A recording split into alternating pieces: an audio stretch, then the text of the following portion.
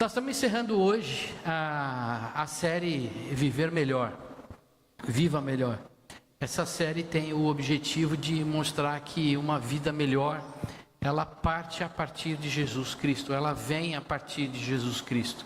E a gente encerra essa série de mensagens trazendo uma mensagem do Senhor Jesus para os seus discípulos, falando para eles a respeito do que como é que está vivendo uma vida melhor, né? E isso a gente vai ver no Evangelho de João. Não é um evangelho sinótico, não é um evangelho parecido com os outros três, que se entrelaça com os outros três evangelhos. Mateus, Marcos e Lucas a gente chama de sinótico porque eles falam da mesma forma. Muitos eventos que acontecem num evangelho também são reprisados no outro, mas o João tem uma perspectiva diferente, né? Uma maneira diferente de narrar o evangelho. Então nós vamos olhar o que o Senhor Jesus ensinou a partir do evangelho de João, lá no capítulo 15, do verso 1 até o verso 17, a gente vai ler. São só esses versos. Parece muitos versos e parece muita coisa, mas a gente vai consolidar isso de uma forma bem concisa para a gente poder entender qual que é a mensagem do Senhor Jesus para que a gente viva uma vida melhor. Então, João 15, de 1 a 17. Se você está preocupado com o jogo do Corinthians e Palmeiras, então é momento de você desligar o seu celular ou colocar no modo avião. Se ele ganhar ou perder depois do culto, a gente vai saber. Deixa de lado um pouquinho e vamos dar atenção total aqui à palavra de Deus. Já deveríamos estar dando atenção total, né? Deixar o jogo de lado, mas vamos aproveitar esse momento para entender o que o Senhor Jesus tem para falar para nós. Se todos já acharam, então vamos ler. Mesmo assentado, mas reverentes à palavra, o Senhor Jesus diz: eu sou a videira verdadeira, e o meu Pai é o lavrador. Todo ramo que estando em mim não der fruto, ele o corta, e todo que dá fruto, ele limpa, para que produza mais fruto ainda. Vocês já estão limpos por causa da palavra que lhes tenho dado. Permaneçam em mim e eu permanecerei em vocês. Como o ramo não pode produzir fruto de si mesmo, se não permanecer na videira, assim vocês não podem dar fruto se não permanecerem em mim. Eu sou a videira, vocês são os ramos. Quem permanece em mim e eu nele, esse dá muito fruto. Porque sem mim vocês não podem fazer nada. Se alguém não permanecer em mim, será lançado fora, à semelhança do ramo, e secará. E o apanham, o lançam no fogo e o queimam. Se permanecerem em mim e as minhas palavras permanecerem em vocês, pedirão o que quiseres e lhes será feito. Nisto é glorificado o meu Pai, que vocês deem muito fruto, e assim mostrarão que são meus discípulos. Como o Pai me amou, também eu amei vocês. Permaneçam no meu amor. Se vocês guardam os meus mandamentos, permanecerão. Se vocês guardarem os meus mandamentos, permanecerão no meu amor. Assim como também eu tenho guardado os mandamentos de meu Pai, e no seu amor eu permaneço. Eu tenho dito essas coisas para que ainda que a minha alegria esteja em vocês e a alegria de vocês seja completa. O meu mandamento é este, que vocês amem uns aos outros, assim como eu os amei. Ninguém tem amor maior do que este, de alguém dar a própria vida pelos seus amigos. Vocês são meus amigos, se fazem o que eu lhes ordeno. Já não chamo vocês de servo, porque o servo não sabe o que o seu senhor faz. Mas tenho chamado vocês de amigos, porque tudo o que ouvi de meu Pai, eu lhes dei a conhecer. Não foram vocês que me escolheram, pelo contrário, eu os escolhi e os designei para que vão e deem fruto, e o fruto de vocês permaneça, a fim de que tudo que pedirem ao Pai, em meu nome, que Ele lhes conceda. O que eu lhes ordeno é isto, que vocês amem uns aos outros. Pai, obrigado pela Tua palavra, Senhor. O Teu ensinamento, Pai, por si só, já nos demonstra e nos ensina, Pai, aquilo que precisamos para seguir, meu Pai, segundo a Tua vontade. Mas ainda assim eu peço, Pai, que o Teu Espírito nos dê entendimento dessas palavras, para que elas se tornem vida, Senhor, em nossas vidas. É em nome de Jesus que nós pedimos. Amém. Qual que é o contexto dessa carta? Imagina que Jesus tinha acabado de participar da ceia, estava em época de Páscoa, ele estava lá de volta a Jerusalém para participar da Páscoa. Ele estava à frente ao momento mais difícil do seu ministério, que era a morte e ressurreição, passar pela morte em nosso lugar. E no final da ceia ele vem até os seus discípulos, aqueles que caminharam com ele, e ele vem trazendo um monte de ensinamentos finais a ele.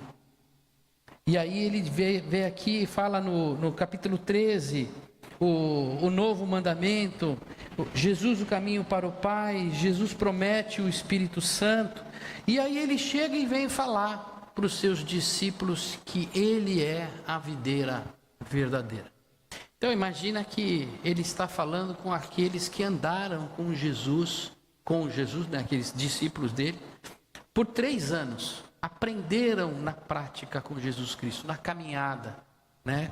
Eles foram ensinados no caminho. E o que Jesus estava ensinando aos discípulos? Como eles terem uma vida melhor do que aquilo que eles viviam antes de terem encontrado a Jesus Cristo. E como que eles poderiam viver, levar essa novidade de vida àqueles que estavam vivendo uma vida não tão boa. E, em resumo, olha, eu vou para junto do Pai, mas agora vão com coragem, porque eu lhes ensinei, eu lhe dei o Espírito Santo, agora vão e deem fruto, frutifiquem no seu chamado. O que fica claro é que essa mensagem é especialmente para aqueles discípulos, mas também serve para nós nos nossos dias. Porque assim como eram eles discípulos do Senhor Jesus, nós também temos esse chamado de discipulado. Eles eram os apóstolos, aqueles que andaram presencialmente com Jesus. Nós andamos presencialmente com o Espírito Santo dentro de nós. Por isso, essa palavra também serve para nós. E a gente vai poder ver a perspectiva de vida melhor que ele traz aqui, não é a perspectiva que muitas de nós temos. Por isso que ele diz, uma vida melhor começa quando o amor de Deus vem até nós. E Jesus diz isso quando ele fala, eu sou a videira verdadeira e o Pai é o lavrador. Porque só é capaz de ter vida quem está preso à videira, quem é galho da videira. Porque se você não está na videira, você não experimenta a vida que o Senhor trouxe. Por isso o ponto inicial de uma vida melhor é estar em Jesus Cristo. Porque se você não está na videira, você não prova da seiva do Senhor Jesus Cristo. Você pode viver e imaginar que aquelas coisas que estão acontecendo na sua vida, né, na sua caminhada, seja algo melhor. Ter um bom carro, ter uma boa família, o sucesso, tudo isso. Mas tudo isso termina como uma vaidade. Assim diz a palavra do Senhor. Aceitar a Cristo é esse primeiro passo para uma vida transformada, de sair da angústia para a coragem. É através da conversão que somos chamados e enxertados na videira. Porque até então somos criaturas de Deus. A partir da conversão, quando dizemos, o Senhor é o meu pastor, O Senhor é o meu Salvador. Eu passo a estar enxertado nessa videira. Eu passo a fazer parte desse povo, de experimentar as bênçãos do Senhor nas nossas vidas. Agora, o ramo só sobrevive porque está enxertado na videira. Nós somos do interior e todos nós, com certeza, pelo menos por um sítio, a gente já passou. E a gente sabe que se a gente corta o galho de uma laranjeira, aquele galho seca e morre. Por quê? Porque precisamos da seiva da planta, do caule da planta, para que aquele galho sobreviva. Quem se alimenta dos valores desse século, colhe o fruto passageiro desse mundo. Por isso que aqueles que estão ligados ao tempo da secularidade, aqueles que vivem o que a sociedade e as filosofias ensinam, eles provam daquilo que estão experimentando. Aquilo que os alimenta é aquilo que eles frutificam.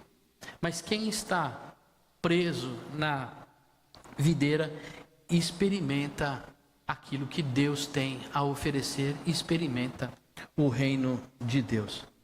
Mas esse experimentar o poder de Deus na sua vida não é algo que é instantâneo. Pôs na videira, deu fruto. Entrou na videira, no dia seguinte tem uma vida melhor. Não. Esse é um ato que a gente pode chamar de santificação.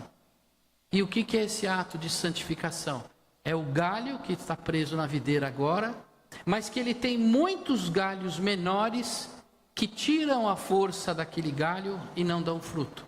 O que Deus faz como lavrador? Ele vem e corta, apara as arestas, limpa o galho. Quem conhece jabuticabeira aqui? Levanta a mão. Todo mundo conhece jabuticabeira, todo mundo já comeu jabuticaba. A jabuticaba dá no tronco da árvore. Eu tenho uma jabuticaba em casa, uma jabuticabeira em casa. Se eu não corto os galhozinhos dela, ela não dá fruto. Então eu tenho que ir limpando, ela está dessa altura aqui, são os galhos, os troncos sem folha. Daqui para cima já tem folha, mas o fruto daqui para baixo. E a cada tempo, a cada 2, 3 meses, eu tenho que ir lá e tirar os galinhos que estão dando flor. Eu tenho também uma mexeriqueira lá, uma poncã em casa. Mesma coisa, igualzinho. Se eu no período correto não limpo o meio dela e não tiro as folhas, o sol não entra, cria fungo e o fruto não nasce. Então eu tenho que limpar ela, tirar os galhos fracos e deixar ela. Os galhos fortes florescem, crescem e dão mexerica. É isso que Deus faz na vida daquele que é enxertado na palavra de Deus. Ele vem e aos poucos vai limpando as nossas vidas. Vai trocando aquilo que era secular, aquilo que vinha como resposta da minha vida diante da sociedade corrompida, e a gente passa a agir de forma diferente. Porém, nós temos um perigo aí. O perigo do orgulho e de resistir que Deus limpe aquilo que nos está atrapalhando a dar fruto. Esse é um grande problema na vida da gente. Porque Deus quer limpar a nossa vida, preparar para que dê bom fruto. Aí você fala: Senhor, esse galho eu não quero que você tire. Porque esse galho é um galho de estimação. Mas Deus fala para você: se eu não tirar esse galho, você não vai dar fruto. Mas você não quer tirar esse galho. Deus é o lavrador, Ele sabe qual o galho podar da sua vida. Se lá um ramo, eu tenho que tirar esse galho, mas é esse que você vai ter que abrir mão.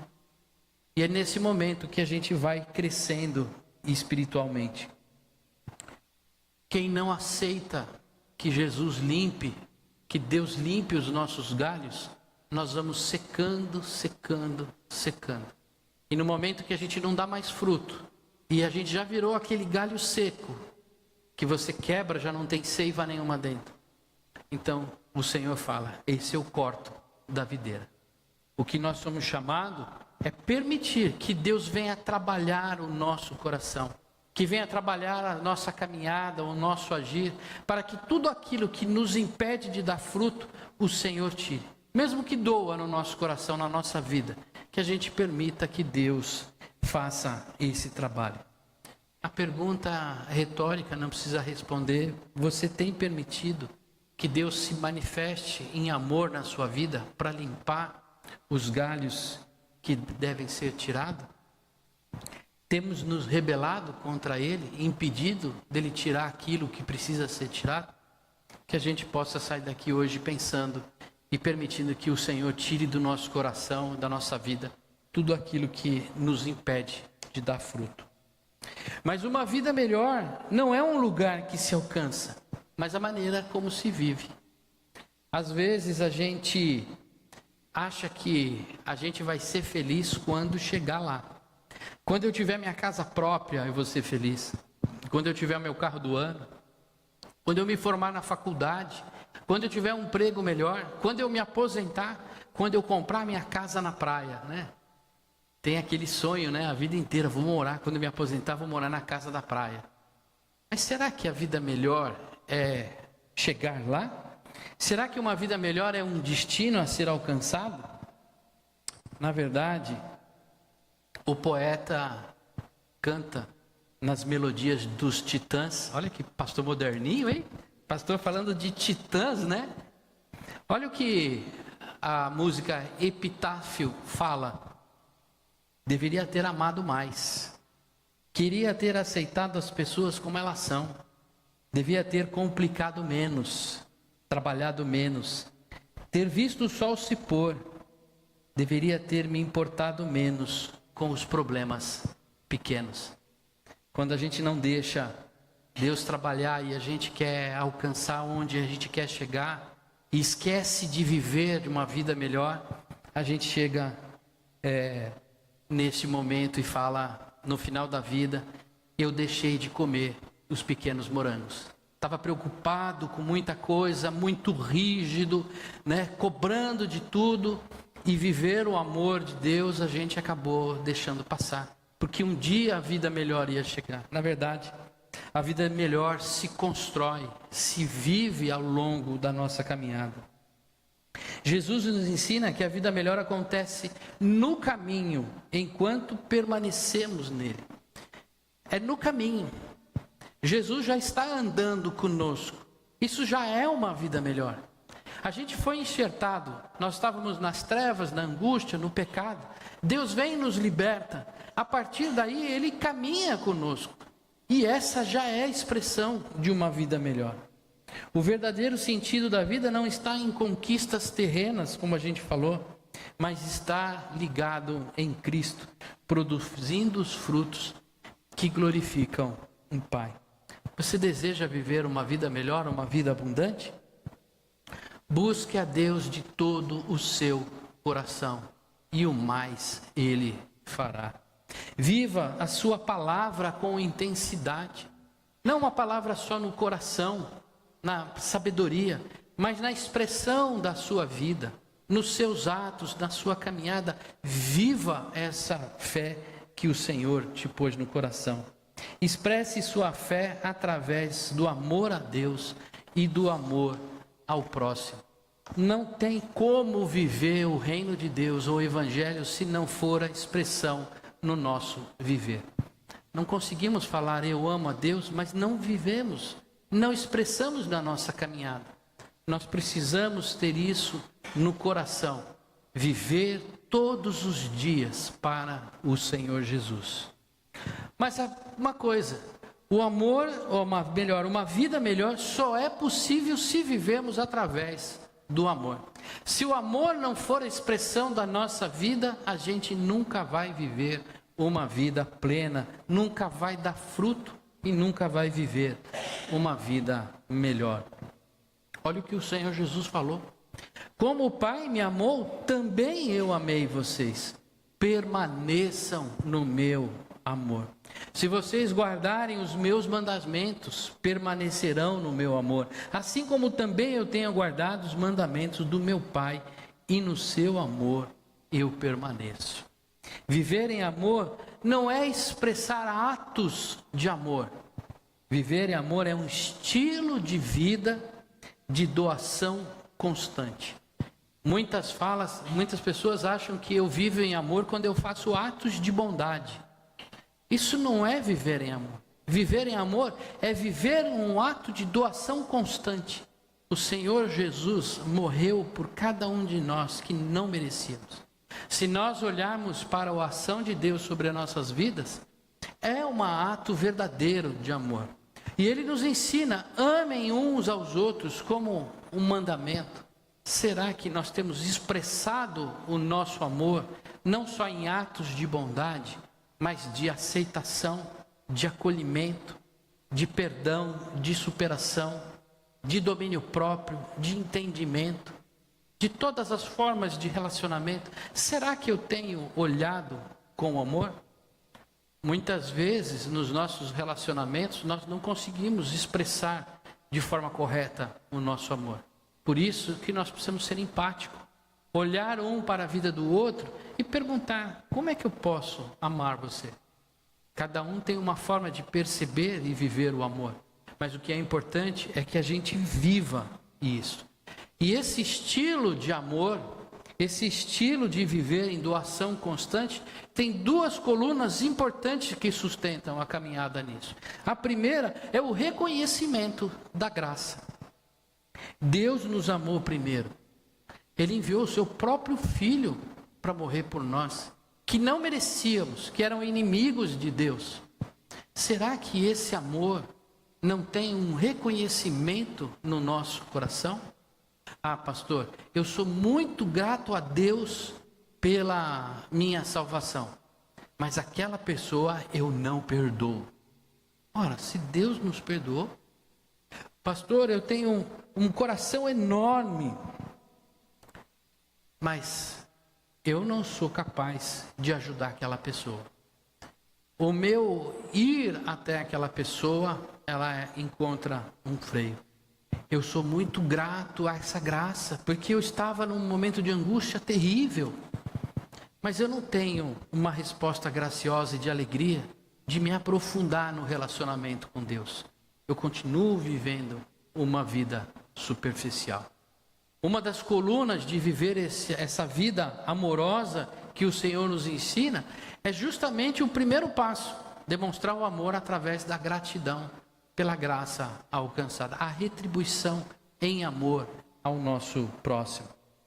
E o segundo ponto que sustenta esse amor, essa vida amorosa, é a obediência ou temor. Guardar os mandamentos de Jesus significa praticá-los no dia a dia. Não decorar, mas praticar no dia a dia. Hoje de manhã nós estávamos estudando sobre Josué e no final do estudo nós vimos um versículo final que falava, Deus falando para Josué: seja forte e corajoso. A pergunta que a gente fez no final da aula é: o que é forte e corajoso para você? Como isso pode ser aplicado na sua vida? E aí a gente conversou aqui e cada um saiu com uma percepção do que é ser forte e corajoso.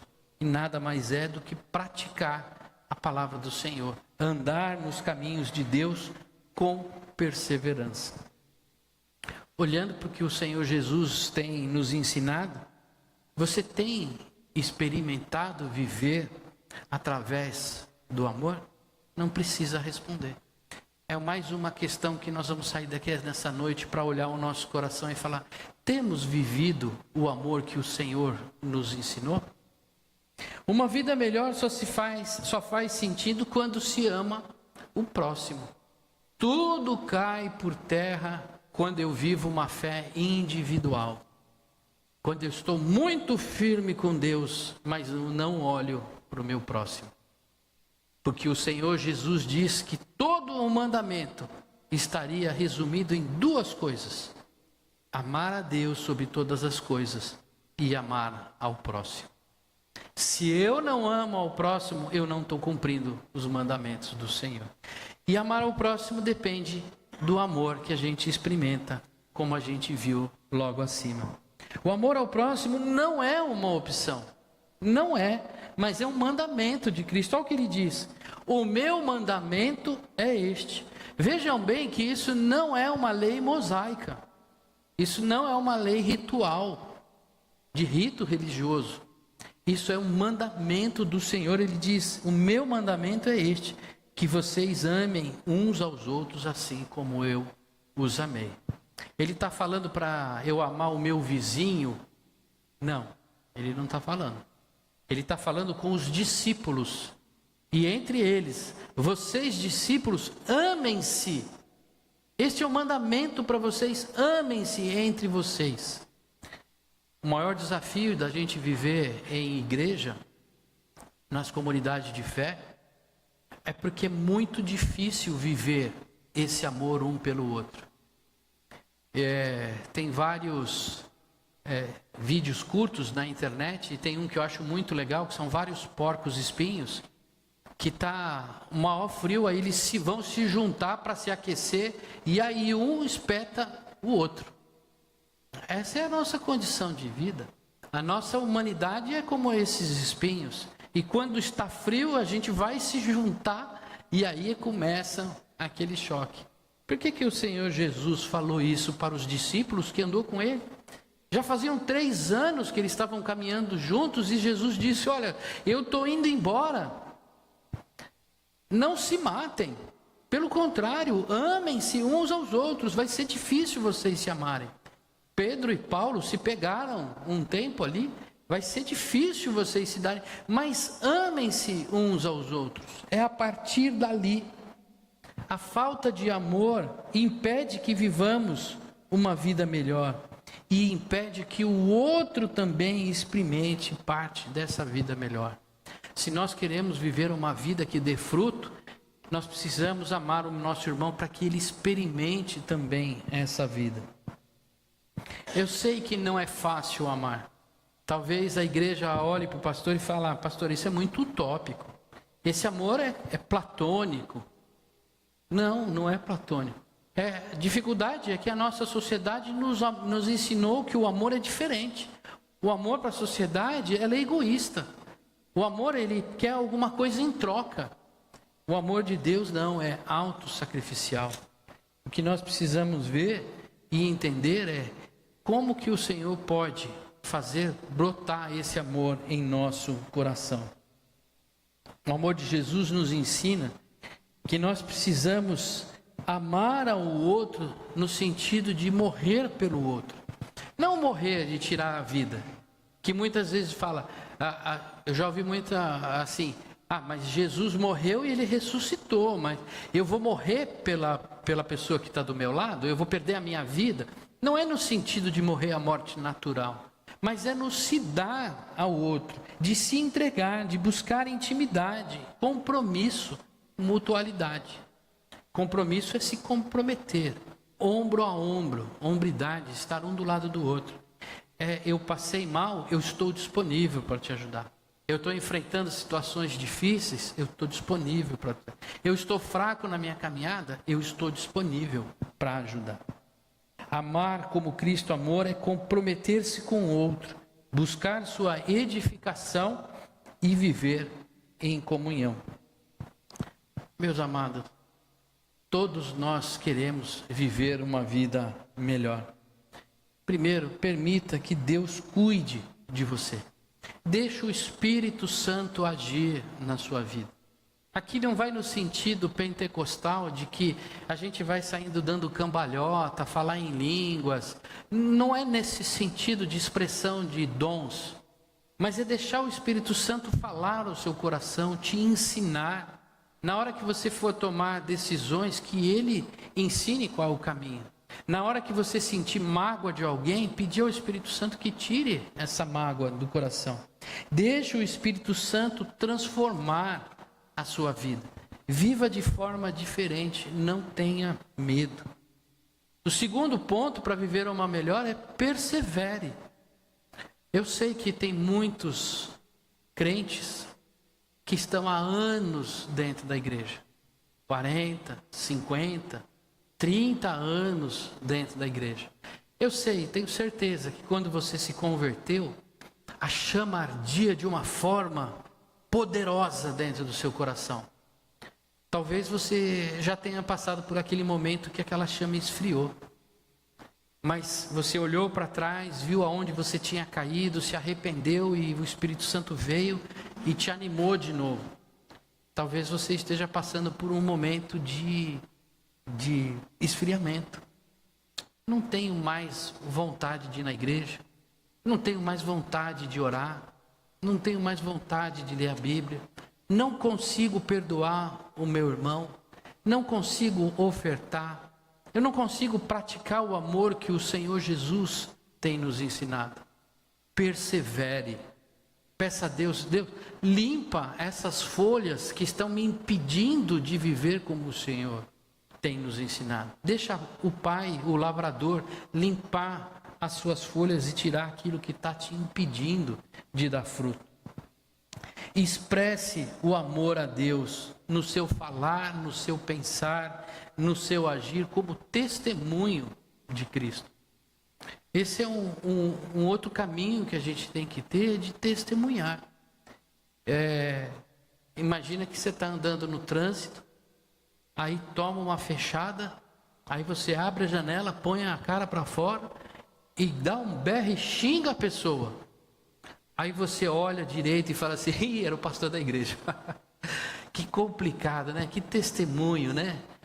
Ou então a gente faz tanta coisa feia no caminho, e aí a gente entra numa repartição pública ou numa loja, num lugar, e quem está lá é aquela pessoa que nos conhece. A gente precisa testemunhar, não só para que os outros vejam, mas para que a gente testemunhe que nós somos discípulos do Senhor. E por fim, meus amados, manifestar e viver em amor ao próximo é discipular. Discipular é pegar na mão daquele irmão que está mais fragilizado e ajudá-lo na caminhada. Se o meu coração está quente, o coração do meu irmão está frio, deixa eu pegar na mão dele. Deixa eu tirar as dúvidas que tem no seu coração, deixa eu fortalecê-lo. Talvez um dos grandes desafios que a gente enfrente na vida de hoje é essa individualidade que a pandemia trouxe à sociedade. Ninguém mais visita ninguém, ninguém mais quer receber visita. Receba, se o pastor ligar para sua casa, eu queria te fazer uma visita, não é para dar bronca, para puxar a orelha, não, é caminhar junto. Eu quero te ouvir, quero te abraçar. Se teu irmão ligar e falar: eu queria tomar um café com você na sua casa, vá. O momento da gente ajudar um ao outro é o momento da caminhada. O sermão é importante na nossa caminhada, mas ele não é tudo. É uma parte da nossa caminhada. O restante da caminhada, ele está no discipulado. Deu um pouco mais fortalecido, ajudar aquele que está mais fragilizado. Meu irmão e minha irmã, o meu desejo e a minha oração é para que você permaneça firme na videira que é Jesus, e que dê muito fruto para a glória de Deus. Amém? Vamos ficar de pé, vamos cantar esse louvor. Tome esse louvor como a sua oração nesse momento. Fale com Deus enquanto a gente canta.